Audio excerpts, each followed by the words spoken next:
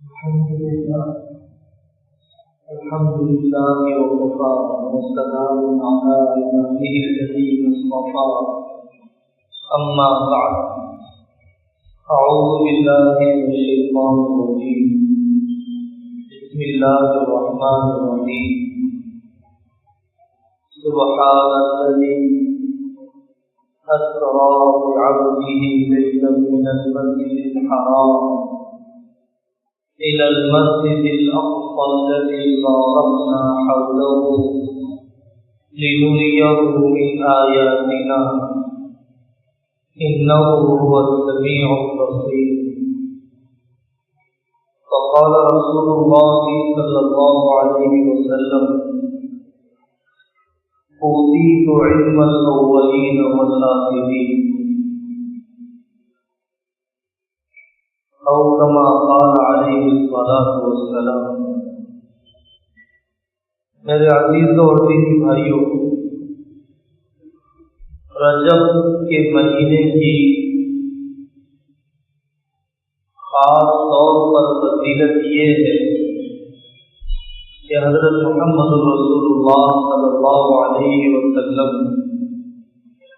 دعا فرماتے تھے: اللهم بارك لنا في رجب وشعبان وبلغنا رمضان. اور رسول اللہ نے فرمایا کہ رجب کا مہینہ دین بولنے کا ہے، اور شعبان کا مہینہ سینچائی کرنے کا ہے، اور رمضان کا مہینہ کٹائی کا ہے. رمضان المبارک کی مادی اور روحانی تیاری رجب سے کرنا شروع ہو جاتی ہے، اور جتنا پہلے سے تیاری ہو تو رمضان المبارک اتنا ہی قبولیت والا گزرتا ہے. رجب کے مہینے کو یہ اعزاز حاصل ہے کہ حضرت محمد صلی اللہ علیہ وسلم کو اللہ تعالیٰ نے ایک خاص معجزے سے نوازا، ایک اہم سفر کروایا. آپ کی ایک امتیازی شان کو اللہ نے ظاہر کروایا.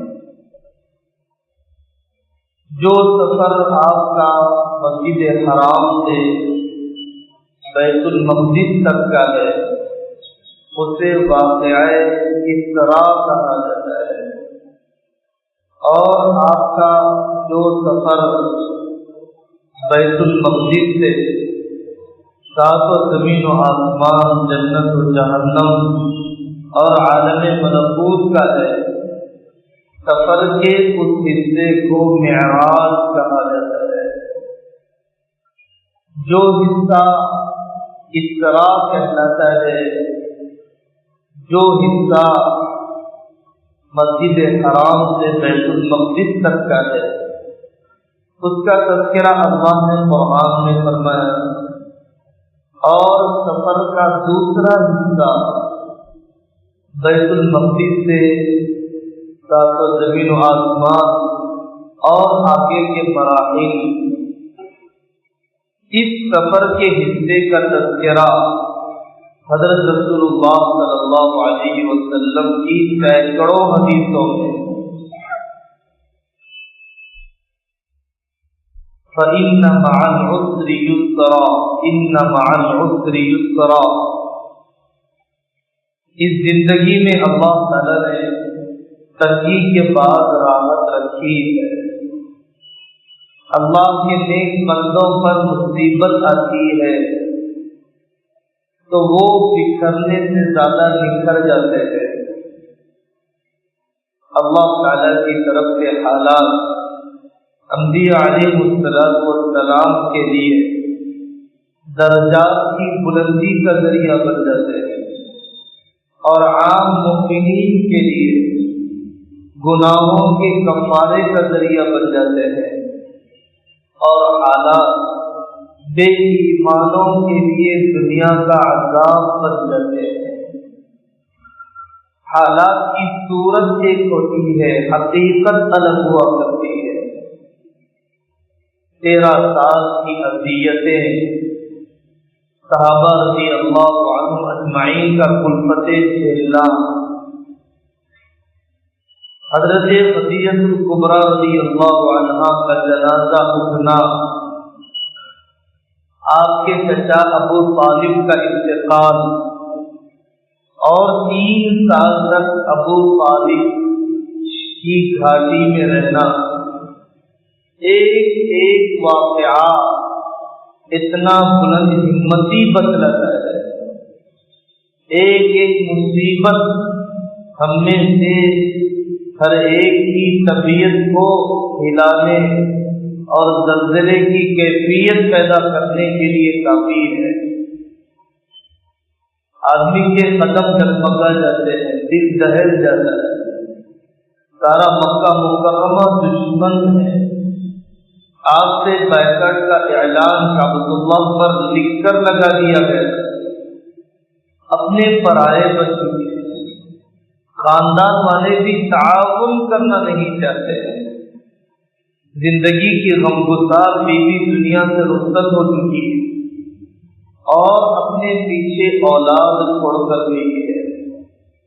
ایک باپ کے لیے سینے پر پتھر رکھنا پڑتا ہے جب اسے بڑا مشن بھی لے کر چلنا ہو اور یتیم بچوں کی تربیت اور ان کی غذا، ان کی نشو و نما کی نگرانی بھی کرنا ہو، اور ان ٹوٹے ہوئے حالات میں، اس بے کسی کے عالم میں حضرت محمد رسول اللہ صلی اللہ علیہ وسلم نے طائف کا سفر فرمایا۔ طائف والوں کی ناقدری، اللہ تبارک و تعالیٰ کی طرف سے فرشتوں کا اتارا جانا، ان ساری اذیتوں کے بعد اللہ تعالیٰ نے ان کی ڈھارس بندھنا چاہا، اللہ تعالیٰ نے تسلی کا سامان فراہم کیا۔ زندگی میں صرف رات نہیں ہے، صبح بھی آیا ہی کرتی ہے، لیکن جو وقت صبح کے نمودار ہونے کا ہے، اس وقت کے گزرنے کا انتظار بھی کرنا چاہیے۔ بے صبری سورج کو جلدی نہیں نکال دیتی ہے، اور بے صبری رات کے گھنٹوں کو ختم نہیں کر دیتی ہے۔ واللہ یعلم وانتم لا تعلمون، اے انسان تو اتنا عقل مند بھی نہیں ہے کہ اللہ کے فیصلوں کے راز کو سمجھ لے، اے انسان تو اتنا عقل مند بھی نہیں ہے کہ اللہ کے فیصلوں کے راز کو سمجھ لے۔ اللہ تعالیٰ نے صرف اتنا فرمایا، واللہ یعلم وانتم لا تعلمون، ہم نے تم پر حالات ڈالے ہیں، تمہیں پتہ نہیں ہے، اس میں تمہارا کون سا نفع ہے، اللہ جانتا ہے، آپ نہیں جانتے ہو۔ حضرت آقا صلی اللہ علیہ وسلم کی تسلی کے لیے حضرت جبرائیل علیہ السلام کو بھیجا۔ رات کا وقت عام طور پر محبوب سے ملاقات کے لیے ہوتا ہے، رات کا وقت شہید دوستوں سے ملاقات کا ہوتا ہے۔ رات کا انتخاب اللہ نے اس لیے فرمایا، معراج کا سفر رات میں کروانے کا ایک راز یہ بھی ہے کہ محبوب کی ملاقات ہو رہی ہے۔ سبحان الذی اسری بعبدہ، ہر عیب سے پاک وہ اللہ کی ذات کہ جنہوں نے اپنے بندے کو راتوں رات سفر کروایا۔ اللہ کی ذات اپنی قدرت کے ساتھ، اپنے علم کے ساتھ ہر جگہ پر ہے، لیکن اللہ تعالیٰ نے ذات و زمین و آسمان کے اوپر کا سفر کیوں کروایا؟ ایسا تو نہیں ہے کہ اللہ کا کوئی جسم ہے، اللہ کا کوئی اسٹیچو ہے، اللہ تعالیٰ کا کوئی چمڑی والا جسم ہے، سونے یا پیتل کا ڈھانچہ ہے، اور وہ کسی عرش و کرسی پر رکھا ہے، اللہ تعالیٰ کی ذات ان سارے عیبوں اور کمزوریوں سے پاک ہے۔ اللہ نے خود فرمایا کہ ہم نے سفر کیوں کروایا؟ لِنُرِيَهُ مِنْ آيَاتِنَا، ہم نے اپنی خاص نشانیاں انہیں دکھلانا چاہی، جنت کا مشاہدہ، جہنم کا مشاہدہ، عالم برزخ یا عالم مثال کے عذابوں کا مشاہدہ ہم نے کروانا چاہا، اس لیے ان کا یہ سفر طے ہوا۔ حضرت آقا صلی اللہ علیہ وسلم حضرت ام ہانی رضی اللہ عنہا کے مکان میں سے وہاں سے مسجد حرام لایا گیا، وہاں پر آپ کے دل مبارک کو زمزم کے پانی سے دھویا گیا، اور پھر اس دل مبارک کے اندر اس عالم ملکوت کی سیر کی طاقت اور صلاحیت اس شق صدر کے ذریعے سے ان کے اندر پیدا کیا گیا۔ ہر عمر کے اندر انسان کی طبیعت میں کچھ نہ کچھ آلائشیں اور کچھ نہ کچھ تلبسات اور کچھ نہ کچھ گندگی پیدا ہو جاتی ہے۔ حضرت رسول اللہ صلی اللہ علیہ وسلم کی ذات کے لیے اللہ تعالیٰ نے زمزم سے دھونے اور سینے کو منور بنانے، بچپن میں بچپن کی گندگی، جوانی میں جوانی کی ناپاک تمنائیں، اور عالم ملکوت کے سفر سے پہلے وہاں کی نورانیت کو برداشت کرنے کی طاقت اللہ جل جلالہ عمل والو نے اس دل کے غسل کے ذریعے سے اللہ نے انتظام فرمایا۔ ہمارے لیے وضو کا عمل دیا گیا، ہماری معراج نماز ہے، آقا کی معراج سے پہلے شق صدر ہوا، ہماری معراج سے پہلے وضو کروایا گیا۔ تو صرف وضو اعضاء کے ظاہر کو دھونے کا نام نہیں ہے، اپنے باطن کو بھی اللہ کے سجدے کے قابل بنانے کا نام ہے۔ جیسے حضرت آقا صلی اللہ علیہ وسلم کے لیے تو شق صدر اللہ نے کروایا، سینہ چاک کیا گیا، دل مبارک کو نکالا گیا۔ اس زمانے میں کیسے کیسے ایڈوانس آپریشن اور سرجری کے طریقے ہیں، اللہ تعالیٰ کی قدرت کے لیے کیا بعید ہے۔ حضرت آقا صلی اللہ علیہ وسلم کے سامنے وہ سواری جس سے براق کہا جاتا ہے، برق رفتاری کی وجہ سے، تیز رفتاری کی وجہ سے، جہاں نگاہ ختم ہوتی ہو وہاں دوسرا قدم، تو کتنا جلد آخری منزل کو پہنچ جائے۔ کتنا باادب ہے وہ جانور جو آقا صلی اللہ علیہ وسلم کی سواری کے لیے استعمال کیا گیا۔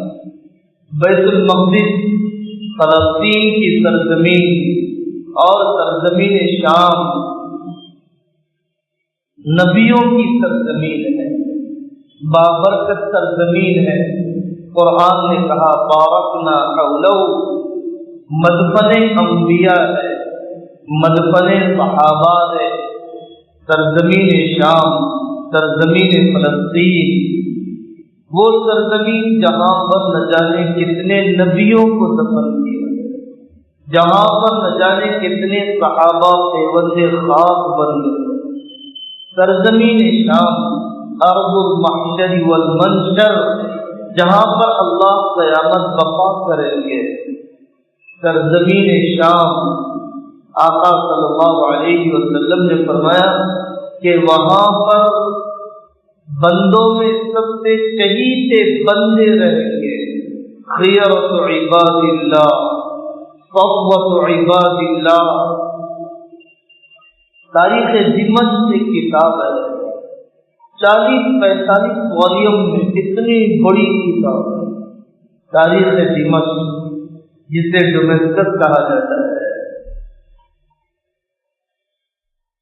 بیت المقدس کی تعمیر حضرت سلیمان علیہ السلام نے فرمائی، مسلمانوں کا قبلہ اول رہا ہے۔ حضرت آقا صلی اللہ علیہ وسلم کے لیے اللہ تعالیٰ نے کعبۃ اللہ کو قبلہ بنایا، اور یہ اس بات کا اشارہ تھا کہ اب قیامت تک کے لیے محمدی سکہ چلے گا، کوئی اور موسوی عیسوی سکہ نہیں چلے گا۔ اب قیامت تک کے لیے امت محمدیہ کو قیادت دی جا رہی ہے، کسی اور قوم کو قیادت نہیں دی جائے گی۔ یہ اس بات کا اشارہ تھا کہ حضرت محمد صلی اللہ علیہ وسلم کی امت قیامت تک کے لیے ہے۔ کیف تہلک امت انا فی اولھا والمہدی فی اوسطھا وعیسی ابن مریم فی آخرھا۔ وہ امت تباہ نہیں ہو سکتی ہے جس کی ابتدا میں ہوں اور جس کے درمیان میں حضرت خلیفہ مہدی ہے اور جس کے اخیر میں حضرت سیدنا عیسیٰ علیہ السلام ہے۔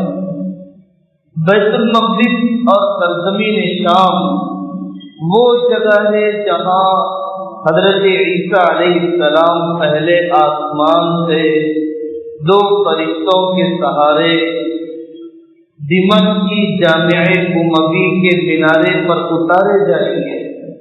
وہی وہ مسجد ہے جہاں پر حضرت خلیفہ مہدی اپنے ساتھ پوری امت کے چھنے چھنائے مجموعے کو لے کر، منجھے ہوئے مسلمانوں کو لے کر، طاقتور ایمان والوں کو لے کر حضرت عیسیٰ علیہ السلام کا انتظار کریں گے۔ حضرت عیسیٰ علیہ السلام سرزمین شام ہی کے کنارے اسرائیل کی وہ جگہ ہے جہاں پر لد اس کا نام دیا گیا، دجال کا جہاں قتل کیا جائے گا۔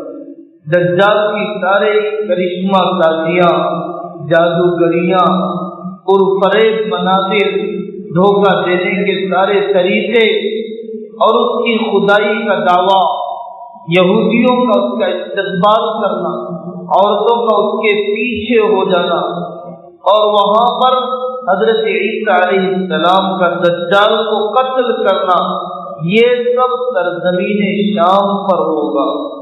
یہ سب سرزمین شام پر ہوگا۔ قاری سعید صاحب رحمۃ اللہ علیہ کی بہت ہی 900 صفحے پر کتاب ہے، جنہوں نے اس کے اندر لکھا کہ سرزمین شام مسلمانوں کی شوکت کا مرکز ہے، سرزمین مصر طور سینا مسلمانوں کی عسکریت کا مرکز ہے، حرمین شریفین مسلمانوں کے امن اور عبادت کا مرکز ہے۔ اگر مسلمانوں کی شوکت شام سے چھین لی گئی تو کہیں پر ان کی شوکت نہیں رہے گی۔ اگر ان کی عسکریت اور فوجی قوت طور سینا اور مصر سے چھین لی گئی تو ان کی سرحدیں غیر محفوظ ہو جائیں گی۔ اگر امن اور عبادت حجاز، حرمین شریفین، جزیرۃ العرب میں نہیں رہا تو کہیں پر بھی مسلمانوں کے لیے امن اور عبادت کا ماحول باقی نہیں رہے گا۔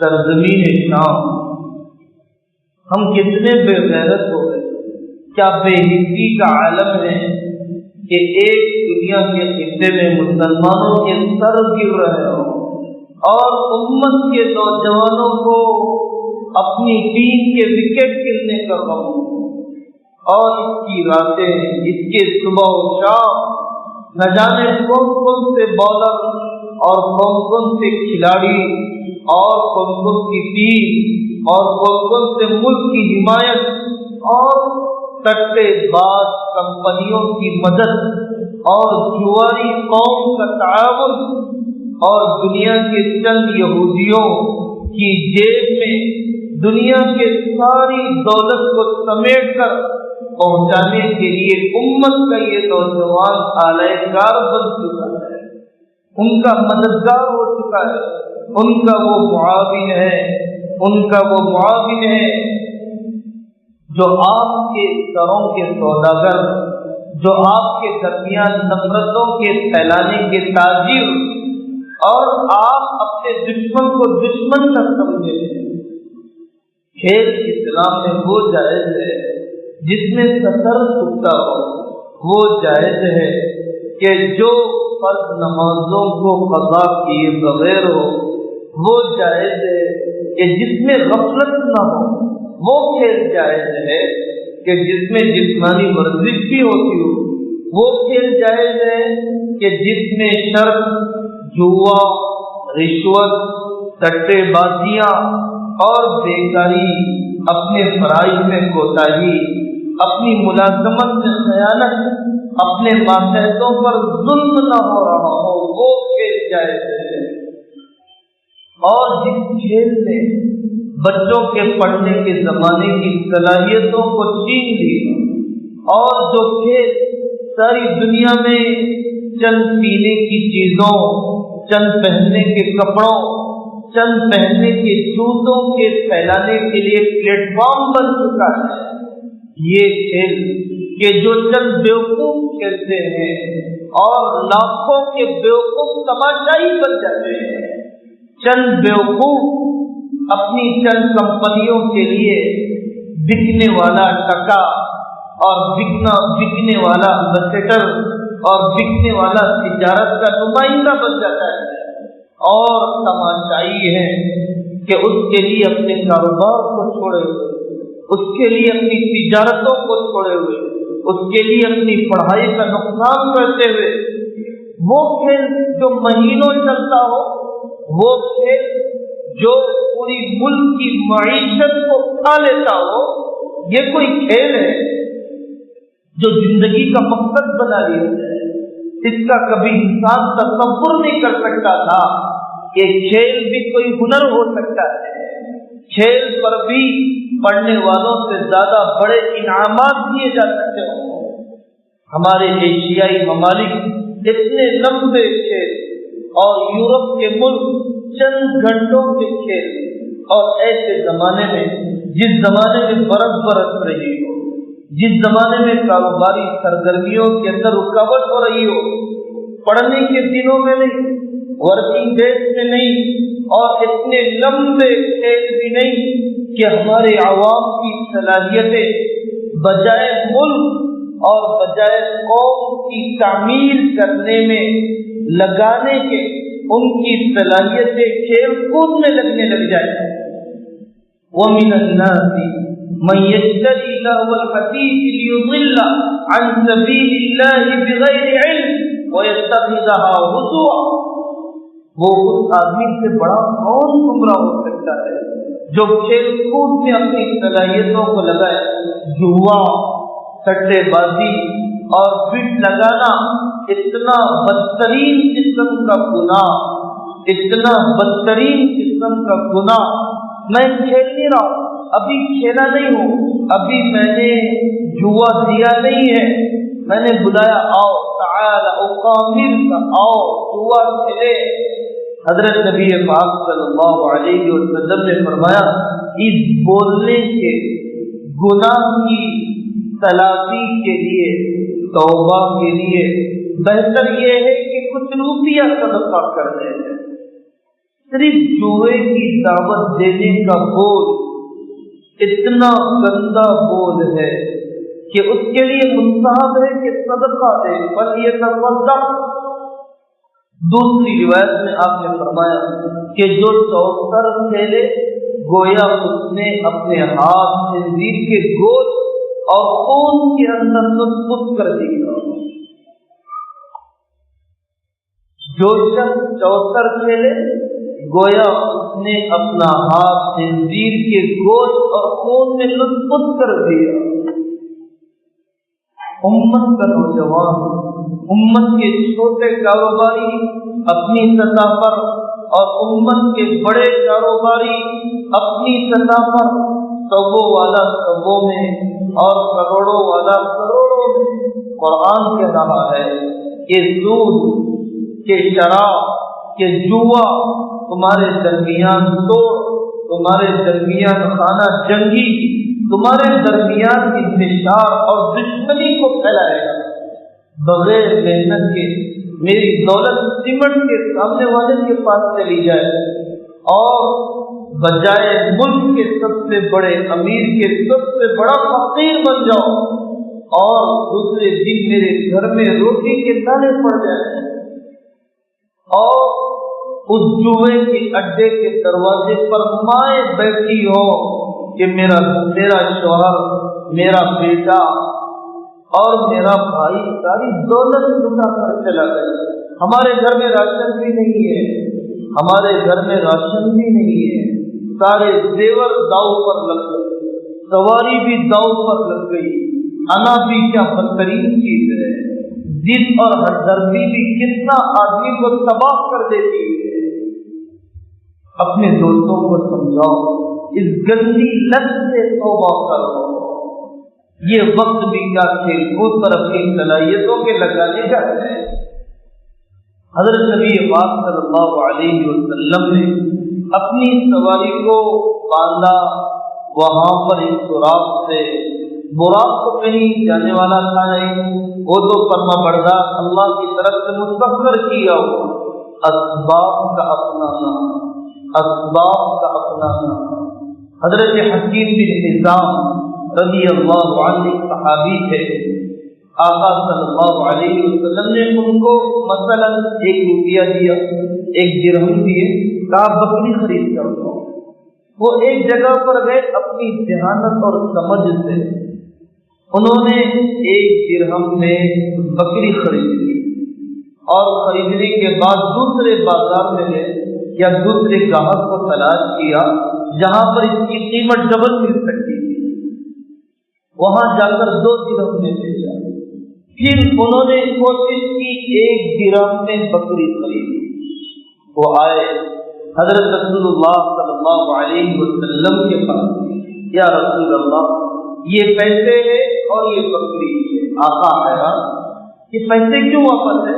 نہیں، میں نے اس سے تجارت کی، میں نے پیسے بھی بچائے اور بکری بھی خرید لی۔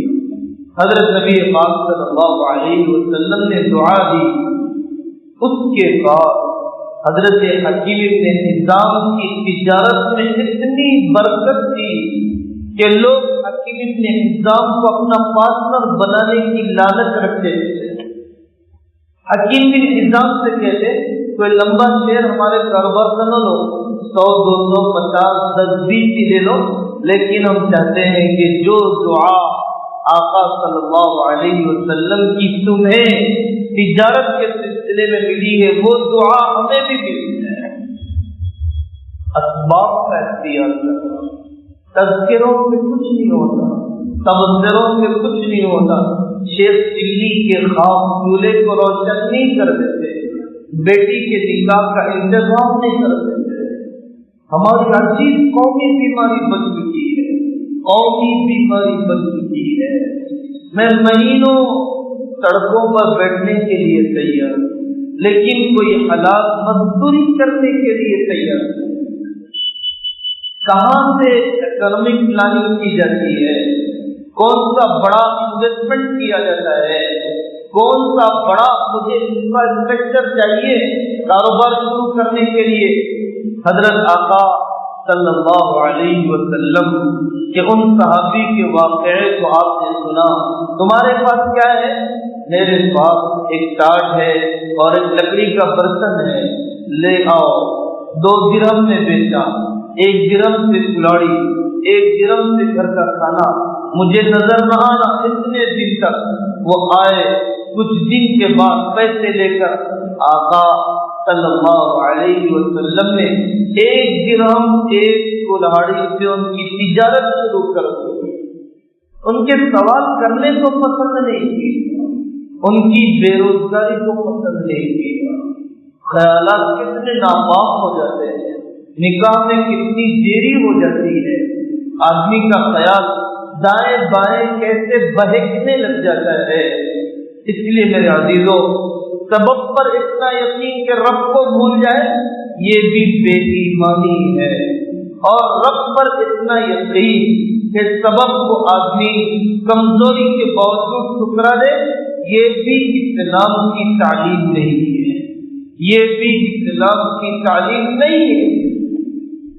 حضرت نبی پاک صلی اللہ علیہ وسلم فرماتے ہیں اذان دی گئی، اقامت کہی گئی، حضرت جبرائیل علیہ السلام نے ہمیں نماز پڑھانے کے لیے پڑھایا۔ آپ نے کوئی لالچ نہیں کی، قیادت و امارت کی۔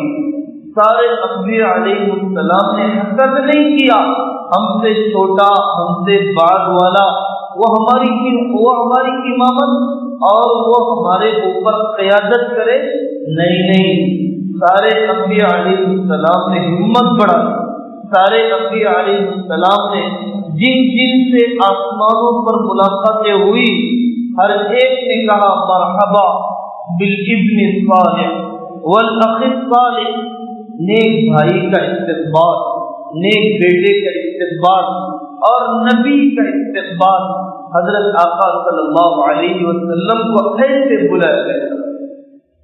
سارے انبیاء نے نماز پڑھی، آپ نے شہد کو قبول نہیں کیا، شراب کو قبول نہیں کیا، آپ نے دودھ کو قبول کیا۔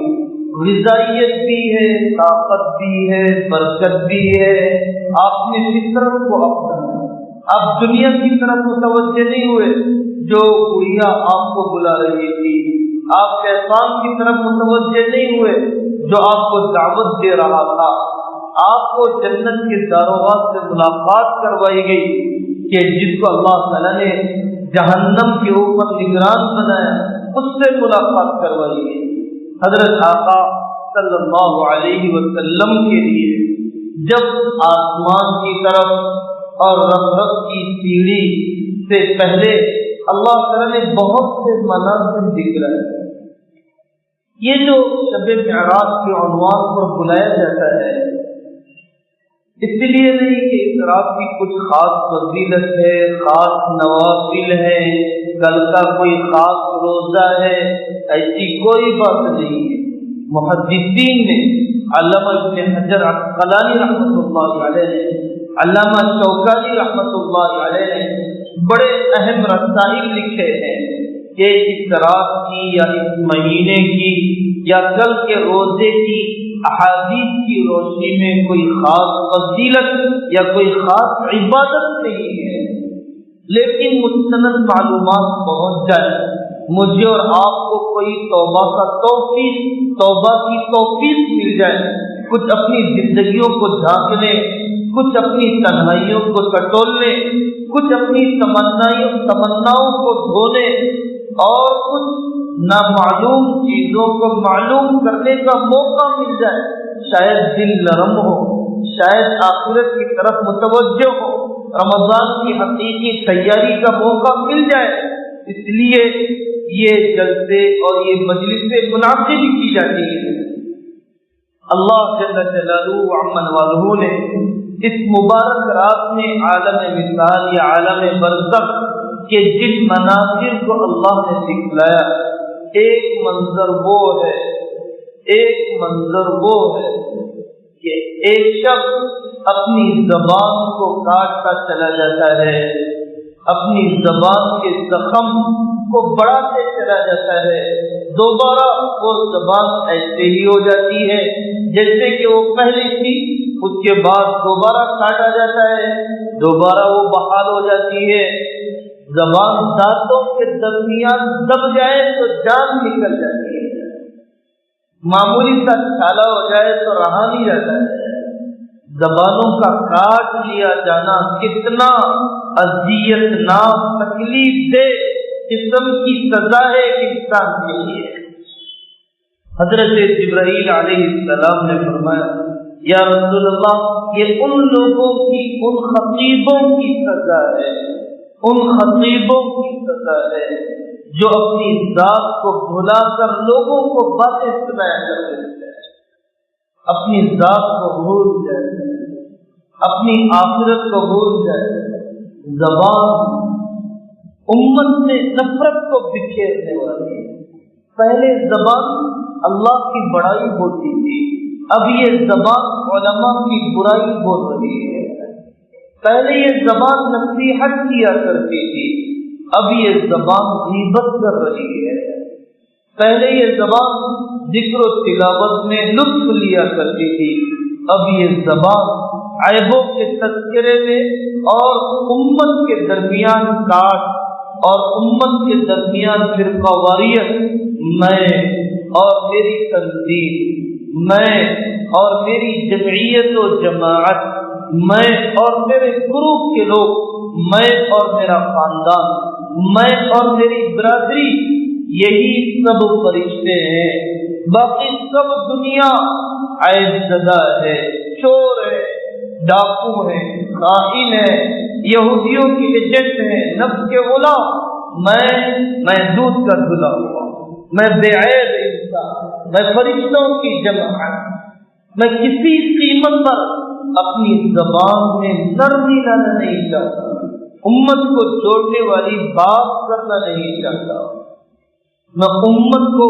ایشوز پر فوکس کرنے کی طرف متوجہ کرنا نہیں چاہتا، امت کو اہم مسائل پر اپنی صلاحیتوں کے لگانے کی میں دعوت نہیں دیتا، مجھے اپنی انا کا غم، مجھے اپنی چودراہٹ کا درد، مجھے اپنی کرسی کی ہوس، میرے اپنی برادری کے اور اس کی جان کا اور اس کے مقام کے بچانے کا شوق اتنا آ گیا، اتنا آ گیا، اتنا آ گیا، گویا یہ خطیب اور یہ زبان والا اپنی ذات کو بھول چکا ہے۔ اتنا تو کرو میرے عزیزوں، ہزاروں خداؤں کے ماننے والے ایک ہو چکے ہیں، اور ایک خدا، ایک نبی کے ماننے والے ہزاروں نہیں کروڑوں ٹکڑوں میں بٹ چکے ہیں۔ جب دشمن انہیں کاٹتا ہے تو پوچھ کے نہیں کاٹتا کہ دیوبندی ہے کہ بریلوی ہے، وہ یہ پوچھ کر بم نہیں ڈالتا ہے کہ یہ فلانی تنظیم سے ہے یا فلانی جماعت سے ہے، لیکن میں کسی کو مسجد میں آنے کے لیے اور اجازت دینے کے لیے دیکھتا ہوں کہ یہ کون سی جماعت کا ہے، یہ کون سی تنظیم کا ہے، یہ کون سے گروپ کا ہے، یہ کون سی جمعیت کا ہے۔ کیا قوم کو تم جمع کرو گے، کیا غیر مسلموں کو اپنے سے قریب کرو گے، تم اپنے خاندان، اپنی برادری، اپنی جماعت، اپنے محلے کے افراد کو اپنے سے قریب نہ کر سکے۔ المفرقون بین الاحبہ، چاہنے والوں کے درمیان تفریق کی آگ لگانے والے ہیں۔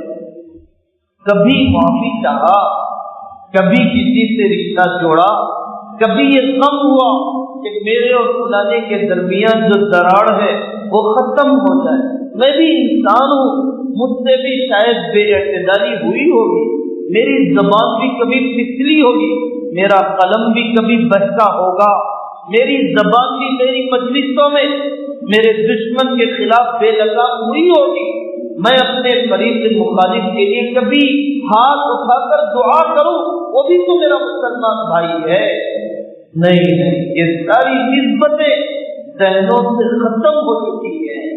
میری جتنی صلاحیت امت کو بکھیرنے پر لگ رہی ہے، اس صلاحیت کا 100واں حصہ امت کے مجتمع کرنے پر نہیں لگ رہی ہے۔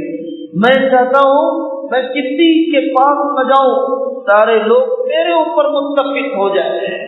یہ کیسے ہو سکتا ہے؟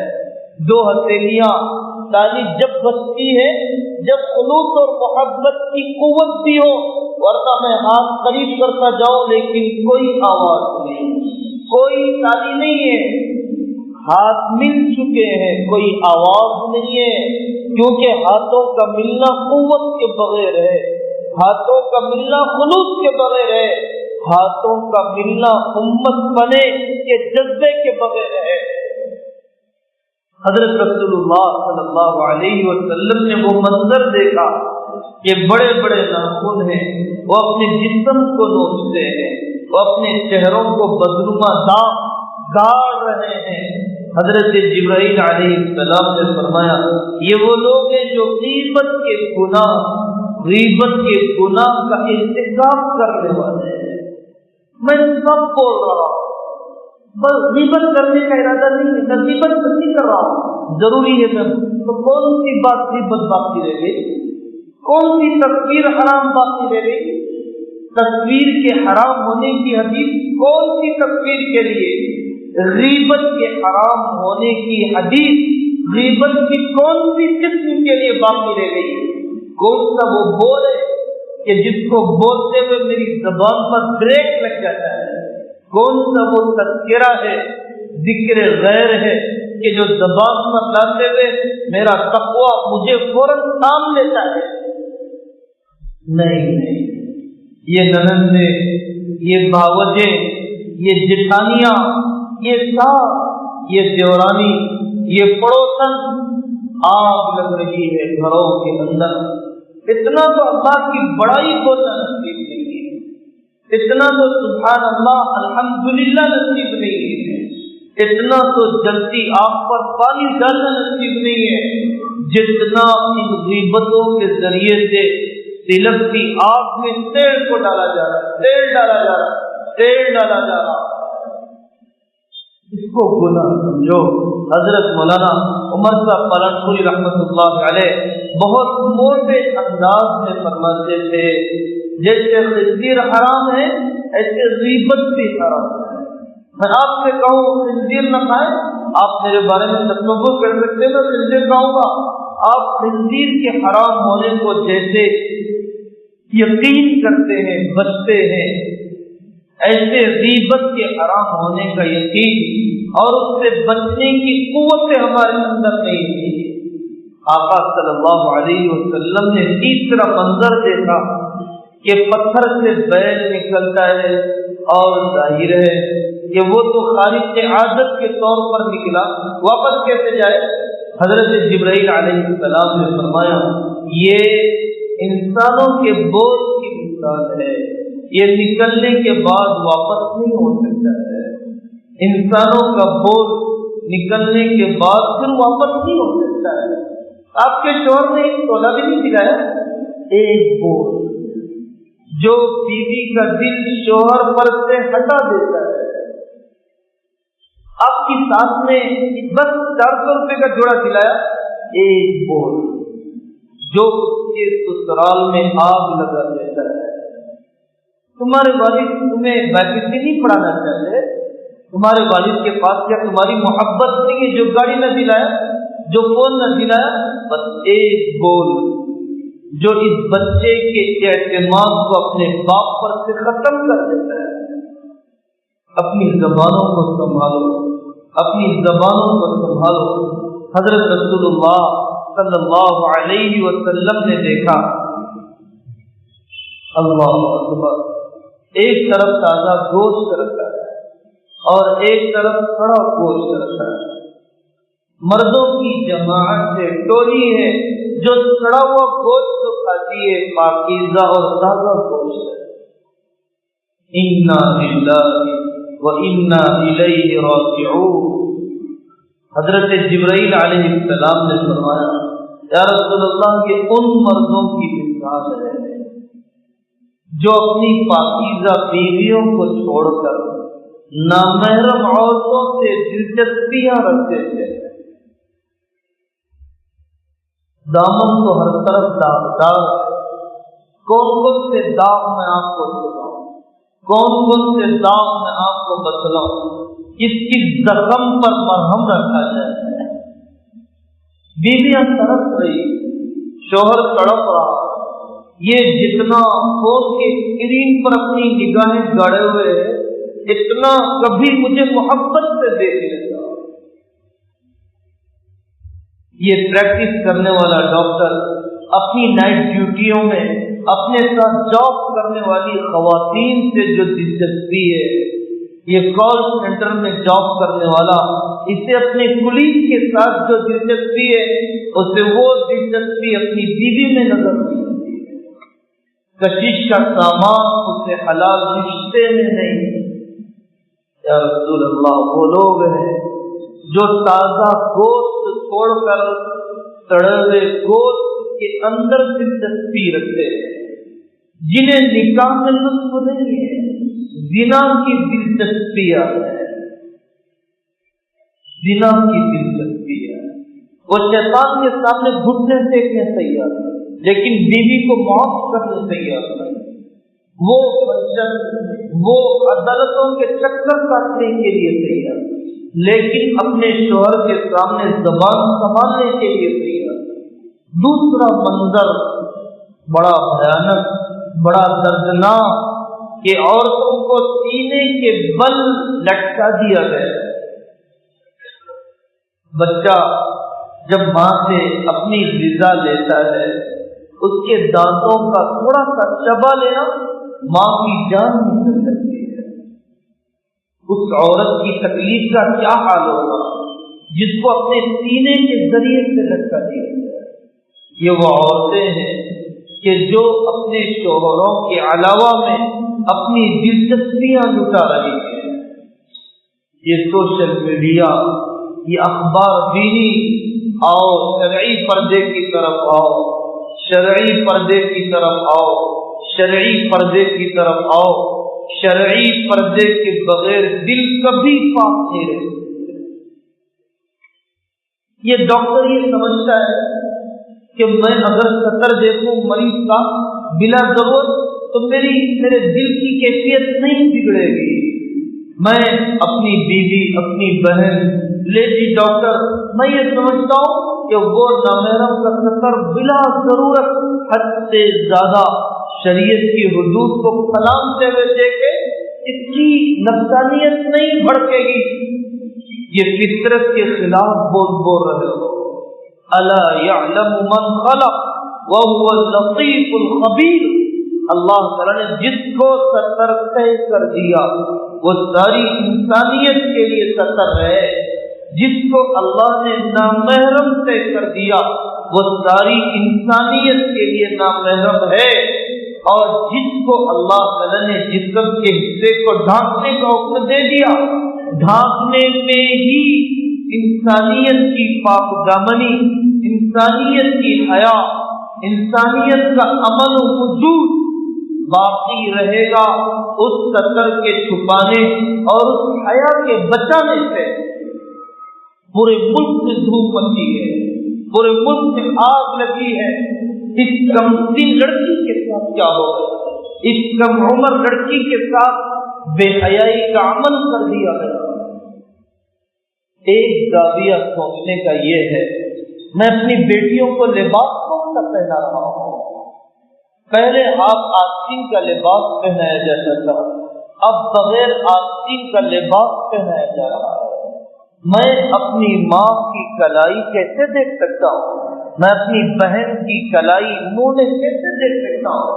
اس کم عمر لڑکی کو کیسے سطر کھلا رکھنے والے لباس کا عادی بنایا جا رہا ہے؟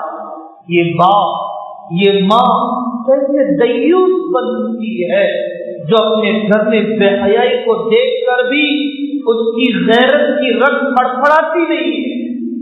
بازار میں کون سے مجسمے، بازار میں کون سا کپڑا تیار کیا جا رہا ہے؟ چچا زاد بھائیوں سے، خالہ زاد بھائیوں سے کیسے پردہ؟ میرا بھائی ہی تو ہے، اللہ نے نامحرم کر دیا، اللہ نے مجھ سے پردہ فرض کر دیا، تمہیں پردہ کرنا ہے۔ یدنین علیہن من جلابیبہن، نہیں مجھے اپنے بیٹے پر بڑا اعتماد، مجھے اپنے بیٹے پر بڑا اعتماد۔ ہاں میرا بیٹا نبیوں سے پاکیزہ دل لے آیا ہے، میرا بیٹا جنید بغدادی سے زیادہ پاکیزہ دھلا ہوا منجا ہوا دل لے کر آیا ہے۔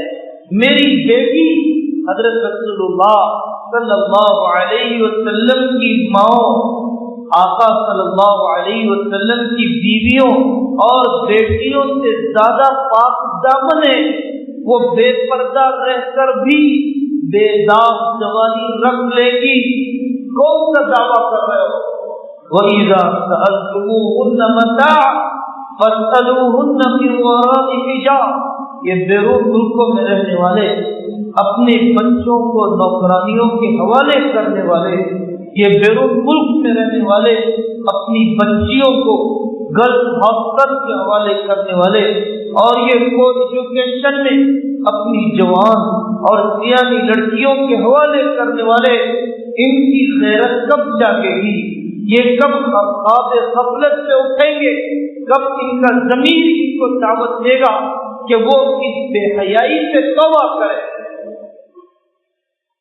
یہ دروازے، یہ سوراخ، یہ کھڑکیاں جب تک بند نہ ہو اس وقت تک یہ بیوی اور شوہر کی بیدار زندگی، بیوی اور شوہر کا ایک دوسرے کے لیے یکسو ہونا، اپنی ساری جائز محبتوں کو ایک دوسرے پر نچھاور کرنا نہیں پیدا ہو سکتا ہے۔ زنا تو اتنا بدترین قسم کا گناہ ہے کہ بہت سی صحابیات حالت کفر میں بھی اس سے نفرت کیا کرتی تھی۔ زنا تو وہ بدترین قسم کا گناہ ہے کہ آقا صلی اللہ علیہ وسلم نے فرمایا کہ بے حیائی کی حالت میں آدمی کا ایمان اس کے دل سے نکل جاتا ہے۔ لا یزنی الزانی وہو یزنی وہو مؤمن۔ یاد رکھیے، یاد رکھیے، میں نے اپنی ماں کو، میں نے اپنی بیٹی کو جو سمجھداری کی عمر کو پہنچ گئی، میں نے اس کے 70 کے حصے کو دیکھا، میں نے کبھی بغیر قصد کے بھی ہاتھ لگا دیا سونے کی حالت میں، اور طبیعت میں تغیر پیدا ہو گیا۔ پوچھو علماء سے مسئلہ، بیوی شوہر پر حرام ہو جاتی ہے، ماں باپ پر، ماں والد پر حرام ہو جاتی ہے۔ حرمت مصاہرت، حرمت مصاہرت کا مسئلہ تبدیل کیا جاتا ہے جب ستر چھپانے والا لباس نہ پہنایا جائے۔ کتنی بڑی نزاکت ہے، کتنی بڑی حساسیت ہے۔ آج کا مرد اپنی نگاہوں کو پاک نہیں رکھنا چاہتا، موسیقی سے کانوں کو بچانا نہیں چاہتا، اور یہ چاہتا ہے کہ یہ ساری لیلاؤں سے دل پاک ہو جائے، مولا کے آنے کی جگہ بن جائے۔ نہیں ہو سکتا۔ معمولی سے برتن کو کتنی مرتبہ صابن سے دھونا پڑتا ہے سالن ڈالنے کے لیے، مولا اتنی لیلاؤں کے دل میں بسنے کے بعد کیسے اللہ کی محبت اس دل میں بسے گی؟ سجدوں میں اللہ یاد نہ آیا، کعبۃ اللہ کی چادر کو پکڑ کر اللہ یاد نہ آیا، بڑھاپے میں بدکاری سے توبہ نہ کر سکا، موت کے بستر پر نگاہوں کو پاس نہ کر سکا۔ حضرت آقا صلی اللہ علیہ وسلم نے دیکھا ایک طبقہ ہے، لوگوں کی ایک جماعت ہے، بڑے بڑے پیٹ ہے مردوں کی طرح، وہ اس آگ کے اندر تھوڑا سا سنبھلتے ہیں پھر گر جاتے ہیں، سنبھلتے ہیں پھر گر جاتے ہیں، ہوش کا ہوا اڑے ہوئے۔ حضرت جبرائیل علیہ السلام نے فرمایا یہ آپ کی امت کے سود خور ہے، یہ آپ کی امت کے سود خور ہے۔ ایک سے زائد لوگوں نے مجھے بتلایا کہ صاحب پہلے فائنانس کا کاروبار ماروڑی کرتے تھے، ہم نے سوچا نہیں تھا کہ مٹی پر مسلمان بھی کبھی پیسہ دے گا، لیکن ہم یہ منگل ہاٹ اور یہ پتہ نہیں کون کون سے علاقوں کے اندر سود پر مسلمان پیسہ دے رہا ہے۔ خواہشات کو لگام دینا نہیں چاہتا، اللہ سے اعلان جنگ کرنا چاہتا ہوں، ولیمے کے ایٹم کو کم کرنا نہیں چاہتا، قرض کی ذلتوں کو دکھانا چاہتا ہوں، انٹرسٹ پر انٹرسٹ کا عذاب اٹھانے کے لیے تیار ہوں، سادے مکان میں نہیں رہ سکتا، لوگ اٹھا کر ہی مکان بناؤں گا، بینک کی غلامی کے لیے تیار، سادگی والی زندگی کے لیے تیار نہیں۔ وہ اکنامکس بھی تو پڑھو جتنا تم نے MBA میں پڑھا ہے، اور جتنا تم نے میتھمیٹکس میں پڑھا ہے، جتنا تم نے فزکس میں پڑھا ہے، یہ تو غلامانہ ذہنیت کا علم پڑھا ہے۔ اگر داعیانہ ذہنیت، اگر جرأت مندانہ ذہنیت، اگر اسلامی ذہنیت کی اکنامکس کو پڑھنا چاہتے ہو، اسلامی معاشیات کو پڑھنا چاہتے ہو تو پڑھو۔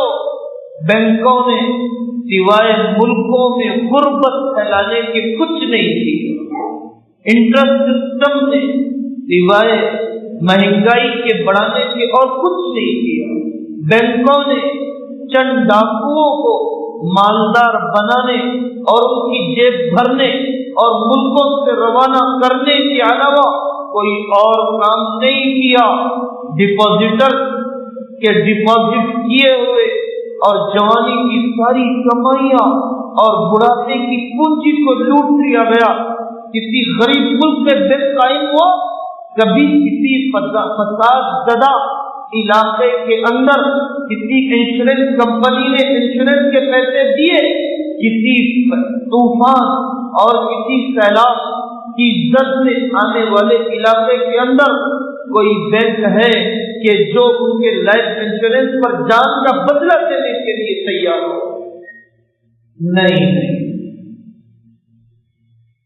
کتنے لوگوں کے گھر اجڑ گئے ہیں، کتنے، ایک آٹو میں 6 لاکھ میں خریدتا ہوں، 6.5 7 میں لے رہا ہوں، بھائی اب بھی آپ اونر کہاں ہو؟ کبھی بھی چیز ہو سکتا ہے، کبھی بھی انسٹالمنٹ بڑھ سکتے ہیں، کبھی بھی حوادث ہو سکتے ہیں۔ نہیں مولانا، ذاتی آٹو ذاتی کہاں ہوا جب تک کہ تم آخری انسٹالمنٹ ادا نہ کر دو؟ پہلے تم کرایہ کا چلاتے تھے تو صرف کرایہ دینا تھا، اب نہ چلاؤ تب بھی تمہیں انسٹالمنٹ دینا ہے، بھوک ہڑتال ہو تب بھی تمہیں انسٹالمنٹ دینا ہے، ماں کا جنازہ اٹھے تب بھی تمہیں قسط ادا کرنا ہے۔ رب کعبہ کی قسم، رب کعبہ کی قسم، اگر تمہارے مقام میں، اگر تمہاری تجارت میں، اگر تمہاری کمپنی میں، اگر تمہارے فارم ہاؤس میں سارے انبیاء اور اولیاء بھی دعا کریں اور تم فائنانس اور لون میں ہو، اللہ کی طرف سے برکتیں کبھی اتر نہیں سکتی، اللہ کی طرف سے برکتیں کبھی نہیں اتر سکتی۔ اس عذاب سے قرآن تمہیں ڈرا رہا ہے جو عذاب کافروں کے لیے تیار کیا گیا۔ فاتقوا النار التي اعدت للكافرين، اے سود کے دینے والوں، اس عذاب سے ڈرو جو عذاب اللہ تعالیٰ نے کافروں کے لیے تیار کر رکھا ہے۔ کیوں تمہیں اپنے بچوں کا بوجھ اتنا اٹھانے کا شوق ہے؟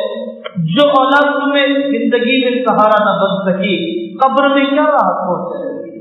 حضرت جبرائیل علیہ السلام نے بتایا، یا رسول اللہ، یہ شخص لکڑیوں کا گٹھر لا رہا ہے، جمع کر رہا ہے، اس سے اٹھایا نہیں جاتا۔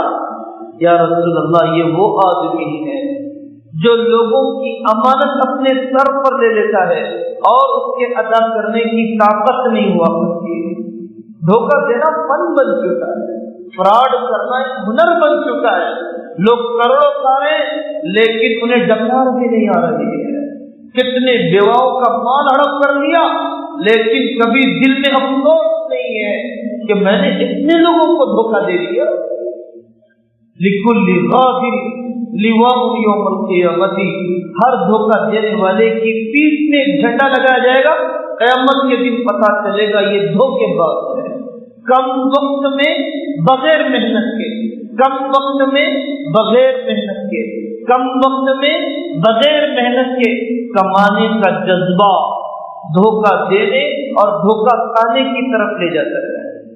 کوئی بٹ کوئن میں جاتا ہے، کوئی پراسرار تخیلہ کی کرنسی میں جاتا ہے، کوئی کسی ہیرا گروپ میں جاتا ہے، کوئی کسی لٹنے والی اور بڑا نفع بچانے والی کمپنیوں میں لے جا کر اپنی پونجی حوالے کر دیتا ہے۔ علماء ہزار منع کرے ماننے کے لیے تیار نہیں ہے، اور جب دولت سے لٹتی ہے اور قرض لینے والا واپس نہیں کرتا، ورنہ بدلہ دیجیے، قرض سے وصول کیا جائے۔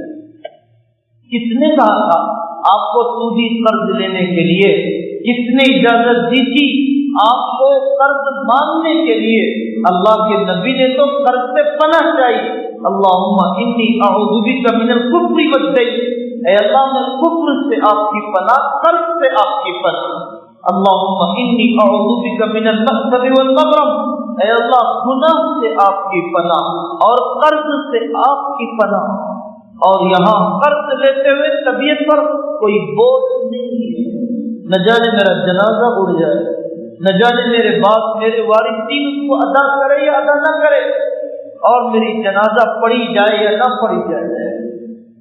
زکوٰۃ کے ادا نہ کرنے والے जहन्नम के तरफ सरीह और ज़क़ूम को खा रहे हैं जो उनके निचले हिस्से से निकल जाता है। या रसूल अल्लाह, ये वो लोग हैं कि जिन्होंने ज़कात अदा नहीं की है। फिर उसके बाद अल्लाह जल्ल जलालुहु व अज़्ज़ा नवालुहु ने सफर करवाया पहले आसमान का। हर आसमान पर पूछा जाता है, इजाजत ली जाती है, मुझे अपनी वालदा के कमरे में भी इजाजत के बगैर दाखिल होना दुरुस्त नहीं है। हजरत आका सल्लल्लाहु अलैहि वसल्लम ने फरमाया, क्या तुम अपनी माँ को बेलिबास देखना चाहते हो? पता नहीं वो अपने कमरे में किस हाल में हो, इजाजत के बगैर नहीं। और एक घर के अंदर चंद महरम और नामहरम रहते हैं, वहां पर इजाजत के बगैर नहीं। सूरत नूर भी तो कभी देखो, सूरत नूर में इजाजत के अहकाम कैसे जिक्र किए गए। हजरत जिब्राइल से फरिश्ता पूछता है, क्या मोहम्मद को बुलाया गया सल्लल्लाहु अलैहि वसल्लम? हजरत जिब्राइल फरमाते हैं हाँ। फिर उसके बाद दरवाजा खोला जाता है। पहले आसमान पर हजरत ईसा अलैहि, हजरत आदम अलैहिस्सलाम, जिनको आका सल्लल्लाहु अलैहि वसल्लम को देखकर खुशी होती है।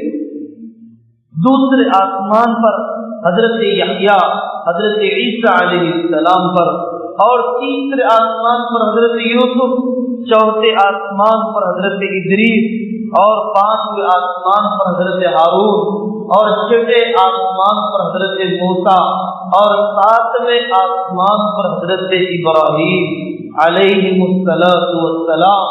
ये सारे अंबिया से मुलाकात के राज और हिकमतें भी उलमा ने लिखी है।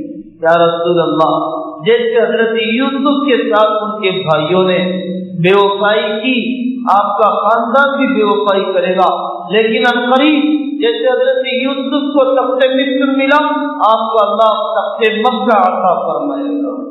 अल्लाह ताला ने वो फरमाया, जैसे हजरत ईसा पर कातिलाना हमला हुआ, आप पर भी कातिलाना हमला होगा। जैसे हजरत ईसा को बचाकर आसमानों पर हमने उठा लिया, आपको बचाकर मदीना मुनव्वरा मुंतकिल कर देंगे। हजरत हारून की कौम ने उन्हें जैसे सताया, हजरत मूसा की कौम ने जैसे उन्हें तकलीफ दी, लेकिन फिरौन का डूबना यकीनी है और हजरत मूसा का गलबा यकीनी है, नमरूद का मरना यकीनी है। हजरत इब्राहीम की दावत का चलना जैसे अटल है, ऐसे ही आपकी दावत का चलना, आपकी मेहनत का बाकी रहना भी अटल कानून है।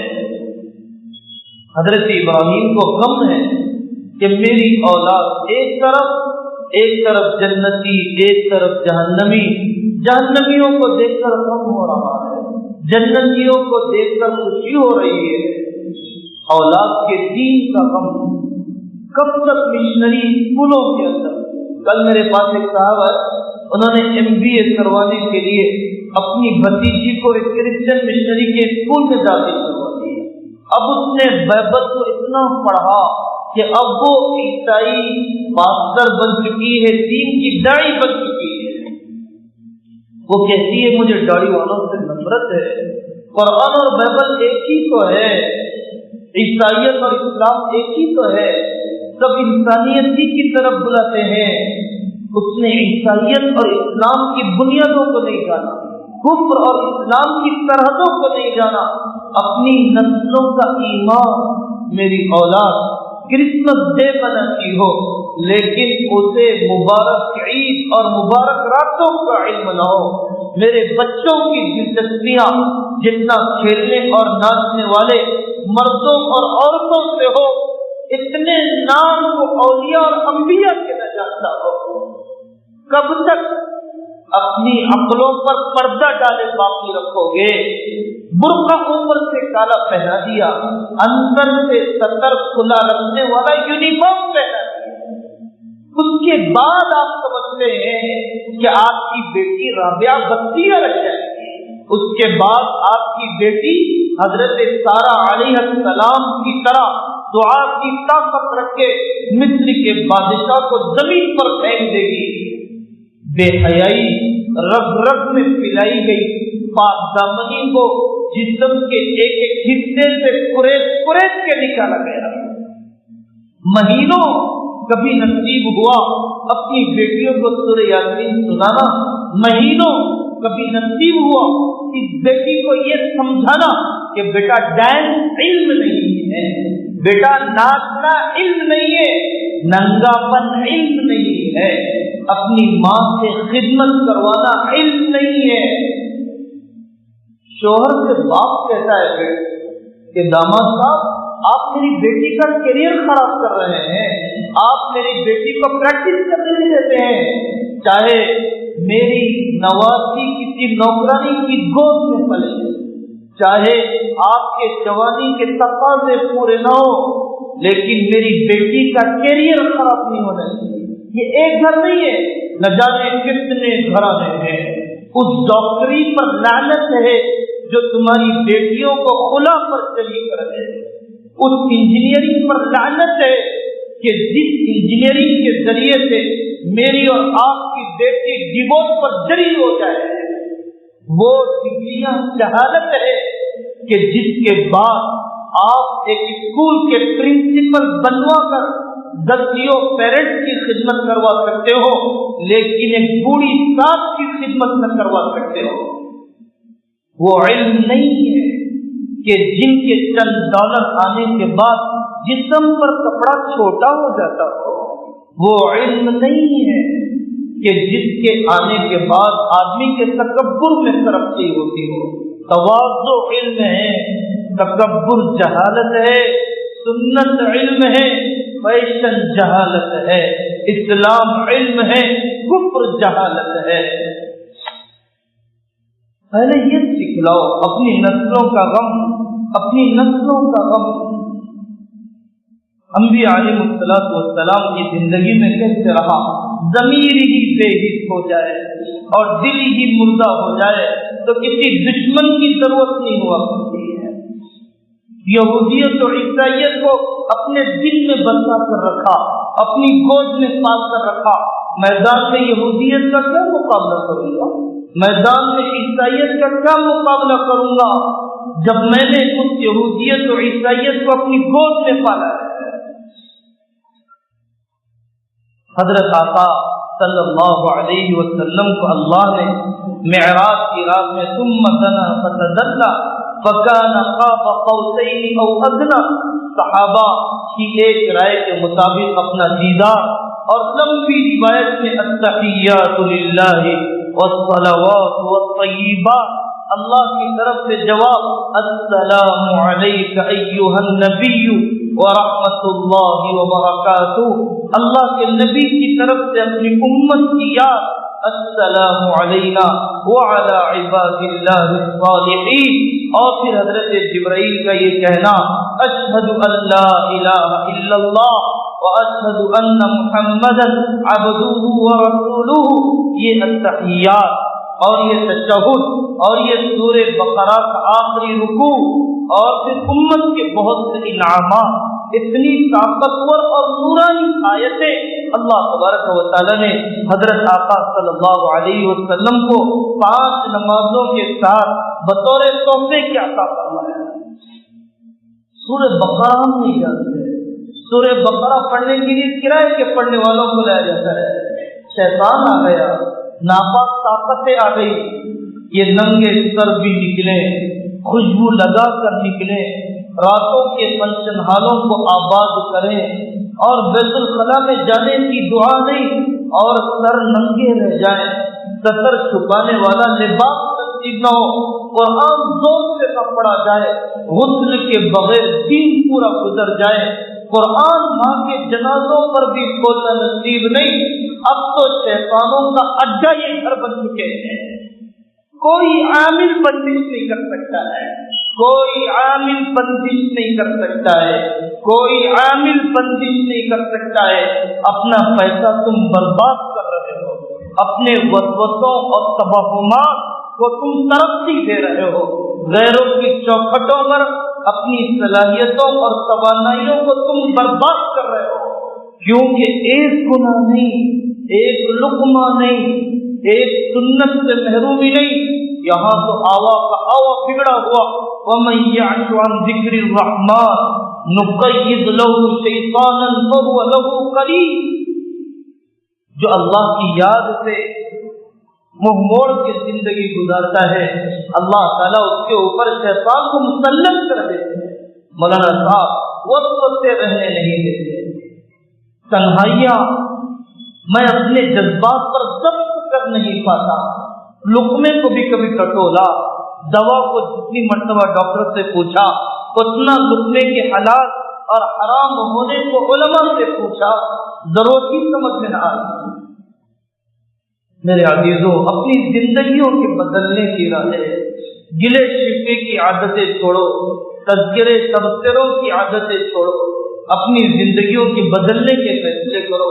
حالات تربیت کے لیے آتے ہیں. فلولا اذ جاءہم بأسنا تضرعوا, بیماریاں آ رہی ہیں, جنازے اٹھ رہے ہیں, کٹنے کو دیکھ رہا ہے, لٹنے کو دیکھ رہا ہے, شہر بدر کیے جانے کو دیکھ رہا ہے, اور نہ جانے کون کون سی قتل کی واردات ہو رہی ہے, اور کون کون سی انسانیت سوچ برتاؤ اس کے ساتھ کیے جا رہے ہیں. لیکن ڈرتا تو ہے, سہمتا تو ہے, دشمن کے خلاف گالیاں بکتا تو ہے, بدلتا نہیں ہے. اپنے بدلے بغیر احوال عالم آپ کے موافق نہیں ہو سکتے. یا رسول اللہ, یہ وہ اعمال ہیں جو انسانوں کے جا رہے ہیں, اور یہ فیصلے ہیں جو اللہ کی طرف سے آ رہے ہیں. یہ اعمال ہیں جو انسانوں کے جا رہے ہیں, اور یہ احوال اور اللہ کے فیصلے ہیں جو آسمانوں سے آ رہے ہیں. حکومت کو بدلنا چاہیے, اپنی پارٹیاں بنانا چاہیے, علماء کو یوں کرنا چاہیے, اپنے ہتھیار تیار ہونے چاہیے, اور فلانے ملک کے بادشاہ کو یوں کرنا چاہیے تھا, فلانا بڑا ظالم اور فرعون وقت ہے. سب دیکھنے کے لیے تیار, اپنا عمل دیکھنے کے لیے تیار نہیں. میرے گھر میں کتنے بے نمازی ہیں, میرے گھر میں کتنے بے پردہ ہیں, میرے گھر کی کتنی فضول خرچیاں ہیں, میرے رشتے کتنے کٹے پھٹے ہیں. حج آ گیا, میں پرائیویٹ میں 6 لاکھ میں جا سکتا ہوں, 2.5 لاکھ میں جانے کا ارادہ کر رہا ہوں. یہودی اور عیسائی بن کے مرے گا اگر اس نے حج نہیں کیا. عمرے پر گیا بغیر تربیت کے, پکنک کے ارادے سے, عمرہ بھی سیکھ کر کرنا نصیب نہیں. محض صبر حالات کو نہیں بدلے گا جب تک کہ اپنے اندر تقویٰ, جب تک کہ اپنے اندر توبہ, جب تک کہ اپنے اندر گناہ کے کم کرنے کا. بے روزگاری میں پوری راتیں گزارے گا لیکن گناہوں کی مقدار کو کم نہیں. ولا يحملنكم استبطاء الرزق ان تطلبوه بمعاصي الله. اگر تمہیں گناہ نیکی کے راستے سے کوئی کام نہ ہو تو گناہ کے راستے کو نہ اپناؤ, گناہ کے راستے کو نہ اپناؤ. جو برکت کی قبولیت کی روزی ملے گی وہ نیکی کے راستے سے ملے گی, گناہ کے راستے سے نہیں. یہ خیال غلط ہے, یہ خیال غلط ہے کہ اب تک نیکی کے راستے سے نہیں ملا, اب مجھے گناہ کے راستے سے لینا ہے. اب تک نماز پڑھنے سے نہیں ملا, اب مجھے نماز چھوڑ کر لینا ہے. یہ سراسر اس کائنات کے نظام کے چلانے والے اللہ کے قانون کے خلاف ہے. وَلَن تَجِدَ لِسُنَّةِ اللَّهِ تَبْدِيلًا وَلَن تَجِدَ لِسُنَّةِ اللَّهِ تَحْوِيلًا. اللہ کے قانون کو نہیں بدلا جا سکتا ہے. اس ملک میں فسادات ہوتے رہے اور ایک نفرت اور فرقہ واریت کی آگ لگانے والا طبقہ اپنی سیاست کی روٹی کو سیکنے کے لیے فساد میں نہ مسلمانوں کا نفع, نہ غیر مسلموں کا نفع, نہ سکھوں کا نفع, نہ عیسائیوں کا نفع, اور فسادات کے ذریعے سے پورے ملک کی بھائی چارگی اور پورے ملک کا امن اور پورے ملک کی ترقی کا رخ جانا یقینی ہے. لیکن اسلام اس کی اجازت نہیں دیتا کہ جو میرے مقابلے پر نہیں آیا میں اس کا مقابلہ کرنے لگتا ہوں. جس نے مجھ پر حملہ نہیں کیا میں اس کو نہتا اور معصوم اور بے سہارا دیکھ کر اس پر حملہ کرنے لگ جاؤں؟ اپنے اخلاق، اپنی داعیانہ زندگی بتلاؤ۔ حضرت جبار بن سلمہ کلابی رضی اللہ عنہ سے عامر بن فہیرہ مقابلہ کر رہے ہیں۔ جبار بن سلمہ کلابی نے اپنی گردن سے عامر بن فہیرہ کو سر کو جسم سے جدا کر دیا۔ جبار بن سلمہ نے عامر بن فہیرہ کے جسم سے سر کو جدا کر دیا، تو جیسے ہی ان کی جان نکلی حضرت عامر بن فہیرہ نے کہا فزت ورب الکعبہ، میں کامیاب ہو گیا، رب کعبہ کی قسم، میں کامیاب ہو گیا، رب کعبہ کی قسم۔ ایمان والا صرف ایمان پر مرنے اور اپنی آخرت پر مرنے کے لیے جیتا ہے، اسے موت کا کوئی خوف نہیں۔ جسر یوصل الحبیب الی الحبیب، یہ بدھ القوم، یہ جمعہ کی مسلمانی کے ذریعے سے، یہ بدھ القوم صرف شب معراج کی مسلمانی کے ذریعے سے، یہ بے حس قوم جو شب قدر کی مسلمانی کے ذریعے سے، اور جو فنکشن ہالوں میں چند فنکشن کے موقع پر کرتے پیجامے کی مسلمانی کے ذریعے سے اللہ کی مددوں کو کروانا چاہتی ہے، وہاں ایمان کے وہ حوصلے چاہیے۔ حضرت عامر بن فہیرہ نے کہا فزت ورب الکعبہ، گردن جسم سے جدا ہوئی، میں کامیاب ہو گیا۔ وہ جبار بن سلمہ کلابی کہتے ہیں میں سوچ میں پڑ گیا، ایک شخص کی جان جا رہی ہے، گھر بے آسرا ہو رہا ہے، بچے یتیم ہو رہے ہیں، اور وہ کہتا ہے میں کامیاب ہو گیا۔ کون سی کامیابی ہے جو اس موت کے بعد شروع ہوتی ہے؟ کون سی کامیابی ہے جو اسے ان بچوں کے یتیم ہونے، بیوی کے بیوہ ہونے اور اس زندگی سے ہاتھ دھونے میں نظر آ رہی ہے؟ اس نزاعت کی کیفیت میں، حالت شہادت میں کہا جانے والا ایک جملہ فزت ورب الکعبہ، جبار بن سلمہ کلابی کے اسلام میں داخل ہونے کا ذریعہ بن رہا ہے۔ حب الدنیا و کراہیت الموت، تمہارے اندر کمزوری آ جائے گی، دنیا کی محبت اور موت سے نفرتیں یہاں کے صدمے نہ جھیلے گئے۔ وَلَعَذَابُ الْآخِرَةِ أَشَقُّ، آخرت کا عذاب کیسے جھیلا جائے گا؟ آخرت کے صدمے کیسے جھیلے جائیں گے؟ یہاں تو فساد ہوتا ہے، وہاں فساد ہو رہا ہے، یہاں کرکٹ لوگ دیکھ رہے ہیں، وہاں فساد ہو رہا ہے، یہاں پر لوگ ٹورسٹوں کی مہدی پٹنم پر اپنی موج مستیوں میں، لیکن جہنم میں یہ حال نہیں ہوگا۔ یہاں ایکسیڈنٹ ہوا اور دواخانوں میں علاج، ٹوٹی ہوئی ہڈیاں جڑ گئی، پھٹی ہوئی چمڑیاں سمڑ گئی، اور وہاں نہ ختم ہونے والا عذاب، نہ ختم ہونے والی زندگی، وہاں نہ ختم ہونے والی کلفتیں، سب سے ہلکا عذاب چچا ابو طالب کو ہو رہا ہے۔ لوہے کی جوتیاں آگ سے بھری ہوئی پہنا دی گئی، دماغ پک رہا ہے، اور ابو طالب یہ سمجھتے ہیں کہ جہنم کے سب سے بڑے عذاب میں میں ہی ہوں، حالانکہ سب سے ہلکا عذاب۔ آخرت آنکھوں سے اوجھل ہو گئی، آخرت آنکھوں سے اوجھل ہو گئی، اس لیے صبر نہیں، آخرت آنکھوں سے اوجھل ہو گئی، اس لیے یہ شیر کی ایک دن کی زندگی نہیں، گیدڑ کی 100 سال کی زندگی جینا چاہتا ہے۔ آخرت نگاہوں سے ہٹ گئی، اس لیے مسلمان حق پر مرنا نہیں چاہتا، باطل پر جینا چاہتا ہے۔ مسلمان تو وہ ہے جو حق پر مرنا چاہتا ہے، باطل پر جینا نہیں چاہتا ہے۔ اپنے اخلاق کے ذریعے سے انسانیت کو زندہ کرنا۔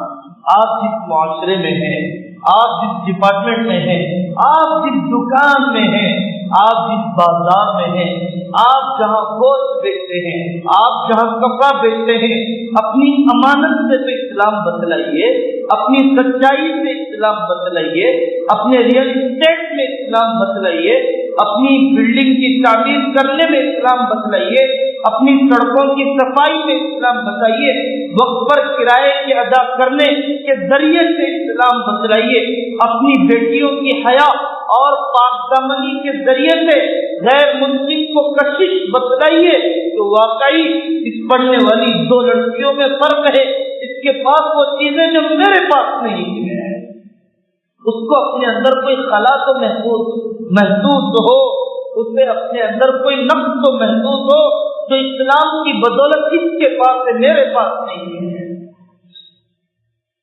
کوئی مسلمان لڑکی غیر مسلم سے نکاح کر لے، ہنگامہ کھڑا ہو جاتا ہے، واٹس ایپ کے اوپر فلانی نے فلانی سے نکاح کر لیا، تو آپ کھڑے ہو جائیے، ہم آپ سے نکاح کر دیں گے۔ آپ کی ماں ایک جوڑے کی رقم 1 روپیہ چھوڑنے کے لیے تیار ہے، آپ کی ماں ایک ڈریسنگ ٹیبل سے توبہ کرنے کے لیے تیار ہے، آپ کی بہن ایک جوڑے کی، ایک کانچک کی رقم، ایک منگنی کی رقم، ایک جمعگی کی رقم کو فرض نماز سے زیادہ اہمیت کے ساتھ ادا کرنے سے توبہ کر سکتی ہے۔ آپ کی ان تباہ کن رسموں نے، ان مہلکانہ رسموں نے، غیروں کے ساتھ بود و باز کی عادت نے تمہاری بیٹیوں کو غیروں کی آغوش میں جانے پر مجبور کر دیا۔ یہ میرے اور آپ کے معاشرے کی غلط نمائندگی کا نتیجہ ہے۔ اگر آپ کی طبیعت میں واقعی حمیت ہے، اگر آپ کی طبیعت میں اس بہن کے مرتد ہو جانے کا غم ہے تو اپنے نکاح کو سادگی پر لا کے بتاؤ، اپنے پنچنالوں کی چمک دمک کو کم کر کے بتاؤ، اپنے آپ کو سنت و شریعت کا پابند کر کے بتاؤ۔ علماء حق نہیں ہے، ایسی کوئی بات نہیں ہے، تمہارے مزاج کے مطابق فتویٰ دینے والے نہیں ہیں، تم ان کو تلاش کرتے ہو جو تمہارے مزاج کے مطابق مسئلہ بتائے، تم ان کو تلاش کرتے ہو جو تمہارے فیور میں ڈسیشن لے، تم ان کو تلاش کرتے ہو جو تمہارے اسٹیٹس کے بچانے کے لیے قرآن و شریعت کو خون کر دے۔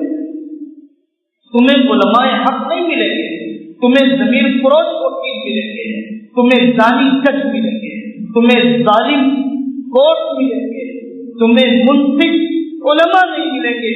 جہاں پر تمہارے گھر آباد ہوتے تھے، جہاں پر تمہاری ماؤں اور بہنوں پر شفقت کی جاتی، جہاں پر تمہارے لیے موٹے موٹے آنسو بہائے جاتے، جہاں تمہارے جوڑنے کے لیے اپنی جیب کو ہلکا کیا جاتا، اب تم جاؤ ان کے پاس کہ جو تمہاری جیبیں ہلکی کر کر کے، تمہارے گھروں کو جلا جلا کے اور تمہارے رشتوں کو اجاڑ اجاڑ کر اپنے چولہوں کو روشن کرنا طے کر چکے ہیں۔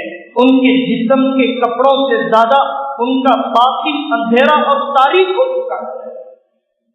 آپ ان چوکھٹوں پر ہی جائیں گے کیونکہ آپ کو انا کی تسکین کرنے والے چاہیے، کیونکہ آپ کو آپ کے میپن اور آپ کی نفسانیت کو راحت پہنچانے والے چاہیے۔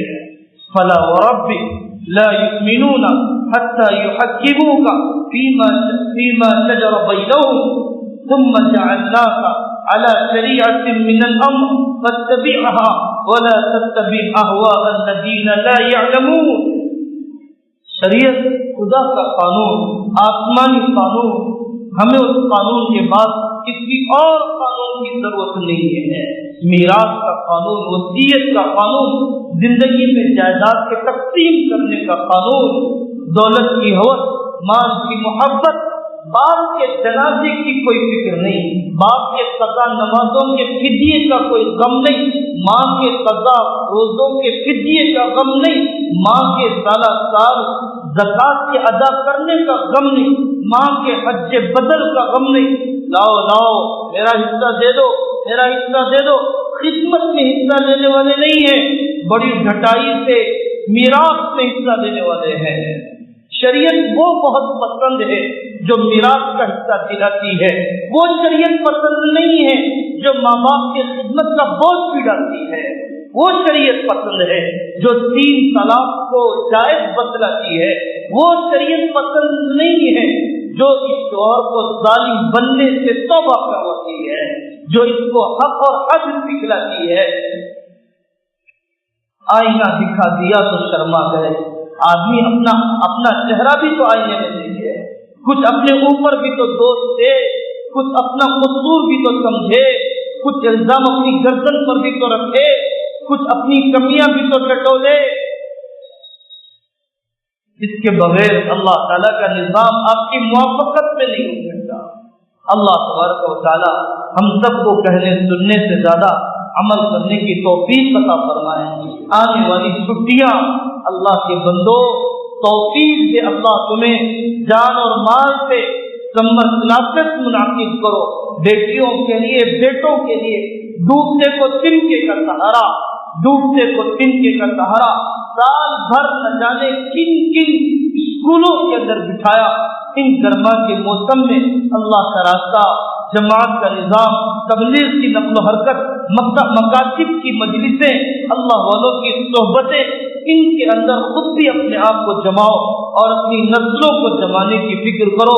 رمضان مبارک کی تیاری، رمضان مبارک کی تیاری بڑی منحوس کمائی ہے، جو شب قدر میں کپڑے سی کر کمائی جاتی ہے۔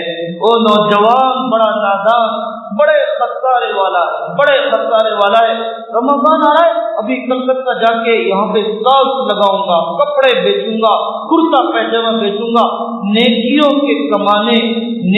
کے کمانے کے زمانے کو وہ پیسے کے کمانے کا سمجھ رہا ہے۔ حلیم کی بٹی لگانے کے ارادے ہیں، قرآن کی تلاوت کے ارادے نہیں ہیں۔ اس بوڑھے کو راتوں میں دکان پر بیٹھنے کے ارادے ہیں، اعتکاف کے ارادے نہیں ہیں۔ اس ماں کو زبان کے چٹخارے تیار کرنے کے ارادے ہیں۔ قرآن اور اعتکاف اور صلہ رحمی اور صدقہ فطر اور زکوٰۃ کے مسائل کے جاننے کے ارادے نہیں ہیں۔ رمضان کی حقیقی تیاری، اسٹاف کا انتظار نہ کرو، فیشن کا انتظار نہ کرو۔ نیا کپڑا پہننا اتنی بڑی سنت نہیں ہے کہ اپنے آپ کو شب قدر سے محروم کر دیا جائے۔ اتنی بڑی سنت نہیں ہے کہ اپنی عورتوں کو چار مینار کی ایسی گلیوں میں چھوڑ دیا جائے جہاں سے گزرتے ہوئے مردوں کے جسم سے ان کے جسم چمٹ رہے ہیں۔ اللہ تبارک و تعالی ہمیں حقیقی استقبال کرنے کی توفیق عطا فرمائے۔ وآخر دعوانا ان الحمد للہ رب العالمین۔ ضرور شریف پڑھ لیں۔ یہاں کی مجلس کے بعد سڑکوں پر ادھر ادھر اپنا وقت ضائع نہ کریں، تیز رفتار سواریاں نہ چلائیں، اپنی جانوں کو جوخم میں ڈالیں۔ اگر قضا نماز یا کچھ صلاۃ التوبہ آدمی کو پڑھنا ہو تو ضرور پڑھیں، لیکن اپنے وقت کو ضائع نہ کریں، نہ دوسروں کو تکلیف دینے کا ذریعہ بنے۔ یا ربنا یا غایۃ رغبتنا یا مغوانا یا منجانا ظلمنا انفسنا وان لم تغفر لنا وترحمنا لنكونن من الخاسرين یا اول الاولین ویا آخر الآخرین ویا ذا القوة المتین ویا راحم المساکین یا جبار القلوب على صفاتها شقیها وسعیدها اللهم إنا نتوسل إليك بأسمائك الحسنى كلها ما علمنا منها وما لم نعلم يا جابر العظم الكثير ويا رازق الطفل الصغير يا ذا الجلال والإكرام يا حي يا قيوم يا حي يا قيوم اللهم صل على محمد كلما ذكره الذاكرون وصل على محمد كلما غفل عن ذكره الغافلون وصل على محمد حتى ترضى وصل على محمد بعد الرضا وصل على محمد عدد قطر الأمطار وعدد ورق الأشجار وعدد ما أظلم عليه الليل وأشرق عليه النهار۔ اے اللہ ہمیں سچی پکی توبہ کی توفیق عطا فرما، سارے صغیرہ کبیرہ گناہوں سے پناہ عطا فرما، پناہ عطا فرما، پناہ عطا فرما۔ اے اللہ یہ دل آپ سے بہت دور ہو چکا ہے، بڑا سخت ہو چکا ہے، بڑا سخت ہو چکا ہے۔ نہ بیماریاں اسے نرم کرتی ہیں، نہ جنازے اسے آپ کی طرف لاتے ہیں، نہ دنیا کے حالات اس کو غم دلاتے ہیں، نہ آپ کی محبت اسے تڑپاتی ہے، نہ آپ کی نعمتیں اسے یاد ہے، نہ آپ کی بغاوتیں اسے بے چین کرتی ہے۔ اے اللہ، ہم سب کی ایک ہی بھیک ہے، ہمارے دلوں کی سختی کو نرمی سے بدل دیجیے، اس دل کو اپنی محبت سے آباد فرما دیجیے۔ اے اللہ، اس دل کو اپنی محبت سے آباد کر۔ گناہ کرتے کرتے دل سخت ہو گئے، قرآن کی طرف ہاتھ بڑھانے کے لیے نہ جانے کتنی کانٹیاں بیچ میں محسوس ہوتی ہیں، مصلی کی طرف بڑھنے کے لیے نہ جانے کتنے پہاڑ بیچ میں محسوس ہوتے ہیں، مسجد کی طرف قدم اٹھانے کے لیے کتنے سمندر روڑے بن جاتے ہیں۔ اے اللہ، ہم آپ سے اس قدر دوری کی زندگی گزارنا نہیں چاہتے، اپنی محبت عطا فرمائیے، اپنا تعلق عطا فرمائیے، گناہوں کی نفرت دل میں بسا دیجیے، کفر کی نفرت دل میں بسا دیجیے۔ اے اللہ، ہمارے بیماروں کو شفا عطا فرما، شفا عطا فرما، روحانی جسمانی بیماریوں سے شفا عطا فرما۔ اے اللہ، جو مقروض ہیں سودی غیر سودی قرضوں میں ادائیگی کا انتظام فرما، وطن کی روٹی عطا فرما، ماں باپ کی خدمت والی، دین کی دعوت والی، نیک بندوں کی صحبت والی، قناعت والی، صلہ رحمی والی، کفایت والی روزی عطا فرمائیے۔ اے اللہ، ہمارے رشتے کٹے پھٹے جوڑ دیجیے، دلوں میں بدگمانیاں ہیں دھو دیجیے، مالوں میں بے برکتی ہے ختم کر دیجیے۔ اے اللہ، ذاتی آسرا عطا فرمائیے، ذاتی ٹھکانہ عطا فرمائیے، شرعی پردہ ہم زندہ کر سکے، اپنے مکتب ہم آباد کر سکے۔ اے اللہ، بہت مال لگ گیا آپ کی نافرمانی پر، گناہ کے خریدنے پر، بہت مال لگ گیا ناجائز رسموں پر، بہت مال لگ گیا زیور کپڑے کے بدلنے پر۔ اے اللہ، اب مال ہمارا آپ کے کلام کے لیے قبول فرما، اپنے نیک بندوں کے لیے قبول فرمائیے، مسجد و مدرسے کے لیے قبول فرمائیے، مکتب کے لیے قبول فرمائیے، کسی بیوہ کے وظیفے کے لیے قبول فرمائیے، کسی یتیم کی کفالت کے لیے قبول فرمائیے۔ اے اللہ، اس ملک میں پورے عالم میں ایمان و امن کو قائم فرمائیے، ہماری صلاحیتوں کو ترقی دے دیجیے، عافیت دے دیجیے، عافیت دے دیجیے۔ کسی قوم پر فتنہ ڈالنا چاہیں اس فتنے سے پہلے ہمیں دنیا سے رخصت فرما دیجیے۔ ہر نکلنے والا سورج نیکیوں میں ترقی کا، ہر ڈوبنے والا سورج گناہوں میں کمی کا ذریعہ بنائیے۔ اے اللہ، اے اللہ، اپنی ذیلی مددوں کو شامل حال فرمائیے، شامل حال فرمائیے، شامل حال فرمائیے۔ جو ہوا محض آپ کے کرنے سے ہوا، اور جو ہوگا محض آپ کے کرنے سے ہوگا۔ اے اللہ، آپ کے اسماء حسنہ کا واسطہ، آپ کے اسم اعظم کا واسطہ، ہر خیر سے مالا مال فرمائیے، ہر شر سے پناہ عطا فرما دیجیے، ہر شر سے پناہ عطا فرما دیجیے، ہر شر سے پناہ عطا فرما دیجیے۔ وصلی اللہ تعالی علی خیر خلقہ محمد وعلی آلہ واصحابہ اجمعین، والحمد للہ۔